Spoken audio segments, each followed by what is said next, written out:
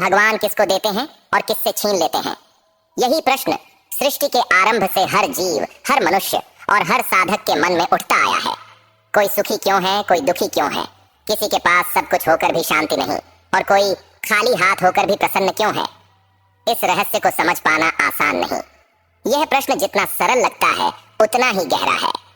इसी प्रश्न का उत्तर छुपा था एक शांत, पवित्र और तपोमय वन में, जहां ऋषि मुनियों का वास था, जहां हवा भी मंत्रों का जप करती थी और जहां हर पत्ता भगवान के नाम से हिलता था।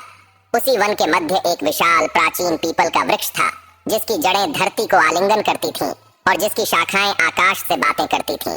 उस वृक्ष के नीचे प्रतिदिन एक महान तपस्वी, वेदों के ज्ञाता, महाभारत के रचयिता महर्षि व्यास मुनि ध्यान में बैठते थे। उनका तेज ऐसा था कि सूर्य की किरणें भी उनके चरणों में आकर ठहर जाती थीं। उसी वृक्ष की एक ऊंची शाखा पर एक छोटी सी चिड़िया रहती थी। वह साधारण थी, पर उसका मन अत्यंत जिज्ञासु और निर्मल था। वह रोज सुबह उड़कर दाना चुगती, नदी का जल पीती और फिर लौटकर व्यास मुनि को ध्यान में बैठा देखती। धीरे धीरे उसके मन में अनेक सुंदर प्रश्न जन्म लेने लगे। वह देखती कि जंगल में कुछ जीवों को भरपूर भोजन मिल जाता है और कुछ भूखे रह जाते हैं। कभी आंधी आती और किसी का घोंसला बच जाता, किसी का टूट जाता। वह सोचती, भगवान सबके साथ समान व्यवहार क्यों नहीं करते? क्या भगवान किसी से प्रेम करते हैं और किसी से नहीं? आखिर भगवान किसे देते हैं और किससे छीन लेते हैं? यह प्रश्न हर दिन उसके मन में गूंजता रहता, ठीक वैसे ही जैसे यह प्रश्न हर इंसान के मन में कभी न कभी उठता है। एक दिन उसका मन बहुत व्याकुल हो गया। वह सीधे उड़कर व्यास मुनि के पास आकर बैठ गई। उस समय मुनि गहरी समाधि में थे। चारों ओर ऐसी शांति थी कि मानो समय भी रुक गया हो। थोड़ी देर बाद उन्होंने धीरे धीरे नेत्र खोले। उनकी आंखों में अपार करुणा थी। उन्होंने चिड़िया की ओर देखकर मुस्कुराते हुए कहा, आओ पुत्री, आज तुम्हारे मन में कोई प्रश्न है ना? चिड़िया आश्चर्यचकित रह गई। उसने सोचा, ये तो मेरे मन की बात बिना कहे ही जान गए। वह विनम्रता से बोली, हे मुनिवर, मैं छोटी सी चिड़िया हूँ, पर मेरे मन में एक बड़ा प्रश्न है। मैं रोज देखती हूँ कि कोई सुखी है, कोई दुखी। किसी के पास बहुत कुछ है, किसी के पास कुछ भी नहीं। कोई राजा है, कोई भिखारी। क्या भगवान पक्षपात करते हैं? भगवान किसे देते हैं और किससे छीन लेते हैं? यह कहते कहते उसकी आवाज कांपने लगी। व्यास मुनि ने प्रेम से उसे अपने समीप बुलाया और बोले, तुम्हारा प्रश्न बहुत गहरा है। यही प्रश्न मनुष्य भी पूछता है, ऋषि भी पूछते हैं, पर इसका उत्तर समझने के लिए हृदय को शांत करना पड़ता है। चिड़िया बोली, मैं जानना चाहती हूँ मुनिवर, क्योंकि कभी कभी लगता है भगवान अन्याय करते हैं। मुनि मंद मंद हंसे और बोले, भगवान और अन्याय? नहीं पुत्री, भगवान तो करुणा के सागर हैं। हम जो देखते हैं वह अधूरा सत्य होता है। भगवान का विधान बहुत सूक्ष्म होता है। जो हमें छीनना लगता है वही कभी कभी सबसे बड़ा वरदान होता है, और जो हमें मिलना लगता है वही कभी कभी बंधन बन जाता है। चिड़िया और भी उलझ गई। मैं समझी नहीं, उसने कहा। तब मुनि बोले, पहले तुम अपने जीवन को देखो, तुम्हारे पास क्या है? चिड़िया बोली, मेरे पास कुछ भी तो नहीं, न धन, न घर, न भंडार। मुनि बोले, तुम्हारे पास पंख हैं, जिससे तुम आकाश में उड़ सकती हो। तुम्हारे पास स्वतंत्रता है। तुम्हारे पास मधुर स्वर है, जिससे तुम प्रभु का गुणगान कर सकती हो। तुम्हारे पास संतोष है, जिससे तुम हर दाने में प्रसन्न रहती हो। क्या यह सब कम है? चिड़िया चुप हो गई। उसने कभी इस दृष्टि से सोचा ही नहीं था। मुनि आगे बोले, मनुष्य को भगवान बहुत कुछ देते हैं, पर साथ में इच्छाएं भी दे देते हैं, और जब इच्छाएं बढ़ती हैं तब दुख भी बढ़ता है। जिस दिन मनुष्य संतोष सीख लेता है उसी दिन वह सबसे धनी बन जाता है। चिड़िया बोली, पर मुनिवर, मैंने अच्छे लोगों को भी दुख झेलते देखा है। उनका सब कुछ छिन जाता है, ऐसा क्यों? व्यास मुनि गंभीर हो गए। बोले, क्योंकि भगवान कभी कभी अपने प्रियजनों की परीक्षा लेते हैं। जैसे माँ बच्चे के हाथ से मिट्टी छीनकर उसे भोजन देती है, वैसे ही भगवान भी मोह छीनकर भक्ति देते हैं, धन छीनकर ज्ञान देते हैं, अहंकार छीनकर विनम्रता देते हैं। जो भगवान से दूर हो जाता है उससे वह चीजें छीन लेते हैं जो उसे उनसे दूर कर रही होती हैं, और जो भगवान के पास आता है उसे वह ऐसा धन देते हैं जो कभी नहीं छिनता, प्रेम, भक्ति और शांति। वन में हवा बह रही थी, पत्ते झूम रहे थे, मानो प्रकृति भी इस ज्ञान को सुन रही हो। चिड़िया के मन में श्रद्धा भर आई। उसने कहा, मुनिवर, क्या आप मुझे कोई ऐसी कथा सुनाएंगे जिससे मैं यह रहस्य समझ सकूं? व्यास मुनि मुस्कुराए और बोले, हाँ पुत्री, मैं तुम्हें एक राजा की कथा सुनाऊंगा। वह राजा बहुत धनी था, पर उसके भीतर अभिमान भरा था। भगवान ने उसे सब कुछ दिया, फिर एक दिन सब छीन लिया, पर अंत में जो मिला वह संसार के किसी भी खजाने से बड़ा था। चिड़िया उत्सुकता से उनके पास सिमट कर बैठ गई। उसने अपने पंख समेट लिए और मन को शांत कर लिया। व्यास मुनि ने आकाश की ओर देखा, भगवान का स्मरण किया और बोले, अब ध्यान से सुनो, यही कथा तुम्हारे प्रश्न का पहला उत्तर है। व्यास मुनि ने आसन स्थिर किया, नेत्रों में करुणा भर ली और शांत स्वर में कथा आरंभ की। पुत्री, बहुत समय पहले आर्यावर्त में एक समृद्ध राज्य था। उस राज्य का नाम सुवर्णपुर था। वहां नदियां दूध के समान स्वच्छ बहती थीं, खेतों में अन्न लहलहाता था, बाजारों में रौनक रहती थी और प्रजा सुखी दिखाई देती थी। उस राज्य का राजा वीरसेन था। वह पराक्रमी था, बुद्धिमान भी था, पर उसके हृदय में धीरे धीरे एक सूक्ष्म दोष जन्म ले चुका था, अहंकार। उसे लगने लगा था कि यह सब वैभव उसके परिश्रम से है, उसकी शक्ति से है, उसकी बुद्धि से है। वह भूल गया था कि देने वाला कोई और है। वह रोज दान देता, यज्ञ कराता, पर भीतर से उसे अपने पुण्य का गर्व था। जब लोग उसकी प्रशंसा करते तो उसका सीना और चौड़ा हो जाता। वह सोचता, मेरे जैसा भाग्यशाली और सामर्थ्यवान कौन है। चिड़िया ध्यान से सुन रही थी। मुनि आगे बोले, धीरे धीरे राजा का मन भगवान से हटकर अपने वैभव पर टिक गया। पहले वह सुबह मंदिर जाता था, अब राजसभा में बैठना अधिक आवश्यक लगने लगा। पहले वह साधुओं की सेवा करता था, अब उन्हें प्रतीक्षा करवाता था। भक्ति कम हुई और अधिकार का भाव बढ़ गया। यही वह क्षण होता है जब मनुष्य का पतन शुरू होता है, पर उसे इसका आभास नहीं होता। भगवान दंड नहीं देते, वे केवल दर्प को तोड़ते हैं ताकि आत्मा जाग सके। एक वर्ष राज्य में वर्षा कम हुई, खेत सूखने लगे, अन्न घटने लगा। राजा ने भंडार खोल दिए, पर उसे विश्वास था कि यह अस्थायी है। अगले वर्ष महामारी फैली, लोग बीमार पड़ने लगे, महल में भी शोक पहुंच गया। राजा का इकलौता पुत्र रोगग्रस्त हो गया। वैद्य आए, औषधि हुई, यज्ञ हुए, पर रोग न रुका। पहली बार राजा का हृदय कांपा।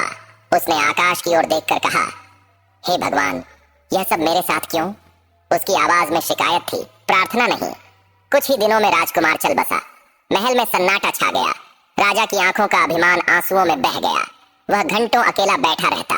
जिसे अपनी शक्ति पर गर्व था, वह अब असहाय हो चुका था। उधर पड़ोसी राज्य ने आक्रमण कर दिया। सेना कमजोर थी, प्रजा दुखी थी, इसलिए युद्ध हार गया। राज्य का आधा भाग छिन गया।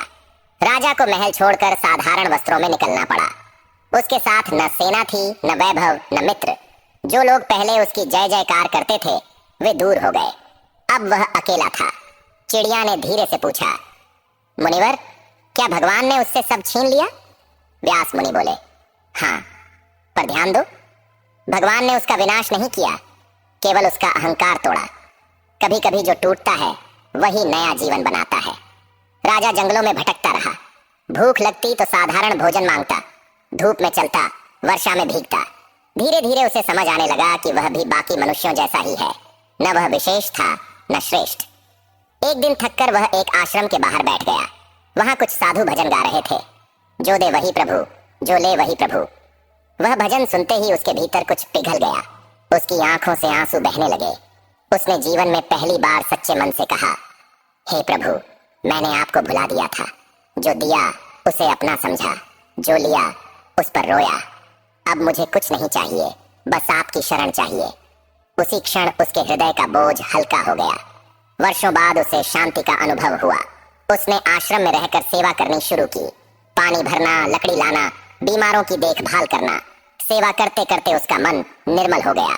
जो राजा कभी सिंहासन पर बैठता था, वह अब भूमि पर बैठकर प्रसन्न रहता था। उसे समझ आ गया कि सच्चा सुख अधिकार में नहीं, समर्पण में है। व्यास मुनि ने चिड़िया की ओर देखा और बोले, पुत्री, जब तक उसके पास सब कुछ था, तब तक वह भगवान से दूर था। जब सब चला गया, तब वह भगवान के पास आया। बताओ, वास्तव में उससे क्या छिना और क्या मिला? चिड़िया सोच में पड़ गई। वन में संध्या उतर रही थी। आकाश लाल हो रहा था। उसे लग रहा था कि कथा अभी अधूरी है, जैसे कोई रहस्य बाकी हो। उसने उत्सुकता से पूछा, फिर क्या हुआ मुनिवर? क्या उसे कुछ वापस मिला? व्यास मुनि मुस्कुराए, हाँ मिला, पर जो मिला वह पहले से बिल्कुल अलग था। वही तुम्हारे प्रश्न का अंतिम उत्तर है। उसे मैं अगले भाग में बताऊंगा। संध्या का समय था। आकाश पर लालिमा फैल चुकी थी। पक्षी अपने अपने घोंसलों की ओर लौट रहे थे। वट वृक्ष के नीचे व्यास मुनि शांत बैठे थे और छोटी चिड़िया उनके पास एकटक देख रही थी। उसके मन में उत्सुकता थी। उस राजा का आगे क्या हुआ? क्या भगवान ने सच में उससे सब कुछ लेकर उसे खाली कर दिया था, या उसके लिए कुछ और ही योजना थी? मुनि ने उसके मन को पढ़ लिया और मधुर स्वर में बोले, पुत्री, जहां से त्याग शुरू होता है वहीं से कृपा का द्वार खुलता है।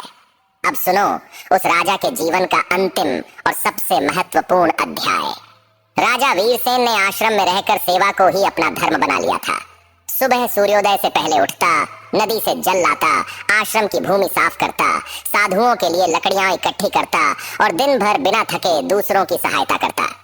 उसके वस्त्र साधारण थे, भोजन रूखा सूखा था, पर उसके चेहरे पर अब जो शांति थी वह पहले कभी नहीं थी। पहले वह सोने के महल में भी बेचैन रहता था, अब मिट्टी की कुटिया में गहरी नींद सोता था। पहले उसे अपने सिंहासन की चिंता रहती थी, अब उसे केवल प्रभु नाम का स्मरण रहता था। धीरे धीरे उसके भीतर से मैं का भाव समाप्त होने लगा। वह हर काम करते समय कहता, हे प्रभु, यह सब आपकी सेवा है। यही भाव उसके जीवन को बदल रहा था। एक दिन आश्रम में भयंकर वर्षा हुई। नदी उफान पर आ गई। कुछ गांवों में पानी भर गया। लोग सहायता के लिए पुकारने लगे। राजा ने बिना देर किए नाव उठाई और कई बार प्राणों की परवाह किए बिना लोगों को सुरक्षित स्थान पर पहुंचाया। वह थक गया था, शरीर कांप रहा था, पर उसके चेहरे पर संतोष था। उसी रात आश्रम के वृद्ध महात्मा ने उसे पास बुलाकर कहा, वत्स, तुम कोई साधारण व्यक्ति नहीं लगते। तुम्हारी वाणी, तुम्हारा व्यवहार, तुम्हारी करुणा, यह सब किसी राजा के संस्कार बताते हैं। तब पहली बार वीरसेन ने अपना परिचय दिया। महात्मा मुस्कुराए और बोले, ईश्वर ने तुम्हें गिराया नहीं, गढ़ा है। तुम्हारा हृदय अब शुद्ध हो चुका है। अब तुम सच्चे अर्थ में राजा बने हो, अपने मन के राजा। उसी समय समाचार आया कि सुवर्णपुर की प्रजा अपने पुराने राजा को खोज रही है। नया शासक अत्याचारी निकला था। लोग दुखी थे और उन्हें अपने दयालु राजा की याद आ रही थी। सैनिक और मंत्री उसे ढूंढते ढूंढते आश्रम पहुंचे। उन्होंने वीरसेन को देखा तो रो पड़े और बोले, महाराज, वापस चलिए, राज्य आपको पुकार रहा है। यह सुनकर वीरसेन कुछ क्षण मौन रहा। पहले होता तो वह तुरंत सिंहासन के लिए दौड़ पड़ता, पर अब उसके मन में लोभ नहीं था। उसने आकाश की ओर देखा और मन ही मन कहा, हे प्रभु, यदि यह आपकी इच्छा है तो मैं जाऊंगा। यह राज्य भी आपका है, मैं भी आपका हूं। वह वापस लौटा, पर इस बार उसका हृदय बदल चुका था। उसने राजमहल में प्रवेश किया, पर भीतर वैराग्य था। उसने राज्य को सेवा का स्थान माना, अधिकार का नहीं। उसने भंडार प्रजा के लिए खोल दिए, अन्याय समाप्त किया, मंदिरों और आश्रमों का सम्मान बढ़ाया, और सबसे बड़ी बात, उसने कभी स्वयं को कर्ता नहीं समझा। वह हर निर्णय से पहले भगवान का स्मरण करता। अब राज्य फिर से समृद्ध होने लगा, पर राजा के भीतर अहंकार का नाम भी नहीं था। उसके पास पहले भी धन था, पर शांति नहीं थी। अब शांति थी, इसलिए हर वस्तु सुख देने लगी। व्यास मुनि ने कथा रोककर चिड़िया की ओर देखा और पूछा, पुत्री, बताओ, भगवान ने उससे क्या छीना? चिड़िया ने धीरे से कहा, उसका अहंकार, उसका अभिमान। और क्या दिया? मुनि ने पूछा। चिड़िया की आंखें चमक उठी। भक्ति, विनम्रता, संतोष और सच्चा सुख। मुनि प्रसन्न हुए, बोले, यही समझना था। भगवान कभी किसी से द्वेषवश नहीं छीनते। वे केवल वह चीजें दूर करते हैं जो हमें उनसे दूर कर रही होती हैं। जब मनुष्य धन में डूब जाता है तो भगवान धन ले लेते हैं ताकि वह उन्हें याद करे। जब मनुष्य अहंकारी हो जाता है तो वे परिस्थितियां बदल देते हैं ताकि वह झुकना सीख जाए। और जो पहले से ही नम्र, भक्त और संतोषी होता है, उसे भगवान और भी अधिक कृपा देते हैं, ज्ञान, प्रेम और आंतरिक आनंद। हवा धीरे धीरे बह रही थी। रात उतरने लगी थी। चांदनी पेड़ों पर बिखर रही थी। चिड़िया के मन का सारा संशय दूर हो चुका था। उसने फोल्डेड पंखों से प्रणाम किया और बोली, मुनिवर, अब समझ गई। भगवान देने वाले भी वही हैं और लेने वाले भी वही, पर उनका हर काम हमारे कल्याण के लिए होता है। व्यास मुनि ने आशीर्वाद देते हुए कहा, हाँ पुत्री, याद रखना, भगवान वस्तुएं नहीं देते, वे अवसर देते हैं। भगवान दंड नहीं देते, वे सुधार देते हैं। और भगवान जब छीनते हैं तब खाली नहीं करते, बल्कि हृदय को अपने प्रेम से भरने की जगह बनाते हैं। जो प्रभु को पा लेता है उससे फिर कुछ भी नहीं छिनता। यह सुनकर चिड़िया आनंद से चहचहाने लगी। अब उसका प्रश्न समाप्त हो चुका था। अगले दिन जब सूरज उगा, वह पहले से अधिक प्रसन्न थी। उसे समझ आ गया था कि उसके पास कम नहीं, बहुत कुछ है। खुला आकाश, 2 पंख और प्रभु का नाम। और उसी संतोष में उसे भगवान की सबसे बड़ी देन मिल चुकी थी। भगवान उनसे छीन लेते हैं जिनके भीतर अहंकार, मोह और असत्य बढ़ जाता है, ताकि वे सही मार्ग पर लौट सकें। और भगवान उन्हें देते हैं जो विनम्र, भक्त, संतोषी और समर्पित होते हैं। अंततः भगवान का हर लेना भी देना ही होता है, क्योंकि वह आत्मा के कल्याण के लिए होता है। और इस प्रकार छोटी सी चिड़िया को अपने प्रश्न का उत्तर मिल गया। उसका मन अब किसी शिकायत से भरा नहीं था, बल्कि कृतज्ञता से भरा था। वह आकाश में ऊंचा उड़ते हुए प्रभु का नाम गाने लगी, क्योंकि उसे समझ आ गया था कि भगवान जो भी करते हैं हमारे भले के लिए ही करते हैं। वे हमसे कभी कुछ छीनते नहीं, बल्कि हमारे जीवन को बेहतर बनाने के लिए हमें नया रास्ता दिखाते हैं। इसलिए हमें हर परिस्थिति में प्रभु पर विश्वास रखना चाहिए, संतोष रखना चाहिए और भक्ति में लगे रहना चाहिए। यही जीवन का सच्चा सुख है, यही भगवान की सबसे बड़ी देन है। अगर आपको यह कहानी अच्छी लगी हो, आपके हृदय को छू गई हो और इससे आपको कुछ सीख मिली हो, तो कृपया इस कहानी को लाइक करें, शेयर करें, कमेंट करके अपनी राय जरूर बताएं और ऐसे ही सुंदर भक्ति कथाएं सुनने के लिए हमारे चैनल को सब्सक्राइब करना न भूलें। आपका प्रेम और समर्थन ही हमारी प्रेरणा है।